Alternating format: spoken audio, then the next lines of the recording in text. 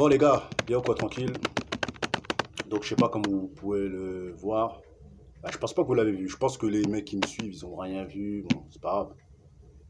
Allez faire un petit tour dans les chaînes américaines. Il y a une vidéo qui circule, qui est sûrement dans le Twitter. Donc automatiquement, je pense que voilà. Ceux qui ont Twitter, ils l'ont vu. Moi, j'ai pas Twitter, mais voilà. On se renseigne sur ce qui se passe dans le monde. Donc policier blanc, hein, comme d'habitude. On ne sait pas pourquoi il a fait ça. Bon, il a mis 7 balles à un homme noir. Le pire dans tout ça, les gars, c'est que dans la voiture, au moment où le Renoir allait dans sa voiture, le Star l'a suivi comme un diable. Et apparemment, dans la voiture, il y avait ses 3 enfants. Le mec a 29 ans, il s'appelle Jacob. Tout ce qu'on sait sur lui. Donc, qu'est-ce que je pense de tout ça? Moi, je vous dis la vérité, hein. Moi, je pense que c'est politique.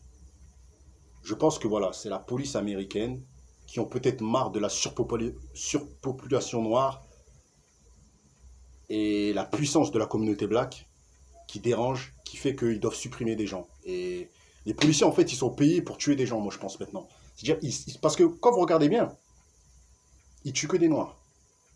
Jamais vous voyez une vidéo médiatisée, un policier blanc a tué un blanc.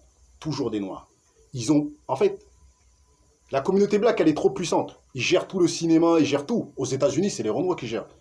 Ça, on va dire, on peut dire qu'aux États-Unis, au niveau médiatique, euh, télévision, tout ça et tout, médiatisation, c'est les Noirs, mes frères et sœurs, qui contrôlent. Même les Blancs, ils sont intéressés par ce que les Noirs font. Alors qu'avant, c'était nous, les Noirs, qui étaient intéressés par ce que les Blancs faisaient. Et je pense que ça, les mecs comme Donald Trump, ils n'arrivent pas à le prendre. Donc les mecs, en soum-soum, ils font des réunions dans leur Assemblée nationale et ils demandent la suppression des Noirs. Moi, c'est ce que je pense. En tout cas, je tenais à vous dire que cette vidéo-là, elle est virale, elle est satanique, elle est mauvaise, comme la mort de George Floyd par étouffement.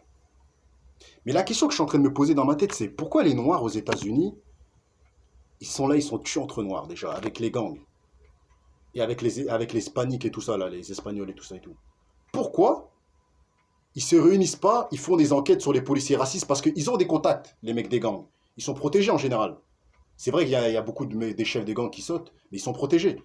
Mais au lieu de se tuer entre vous, il faudrait chercher les policiers qui ont tué parfois vos potes et tout ça et tout, et vous occuper personnellement du cas des policiers racistes blancs. Parce ils sont trop racistes, ces blancs-là. Ils sont trop racistes. Et en France aussi, ils sont racistes, les gars. Faut pas croire, hein. Euh, Quand ils ont étouffé George Floyd, même pas 3 semaines après, en Belgique, les policiers belges se sont inspirés de la technique de la mort de George Floyd pour tuer un rebeu. Ça, les gens n'en ont pas parlé. Moi, j'ai vu, j'ai pas voulu en parler parce qu'après, on allait dire ouais, Goda Zero, t'es dans tous les buzz, tu cherches le buzz. Ils ont essayé d'étrangler une Renoir là, à Aulnay-sous-Bois pour un ticket de train, enceinte.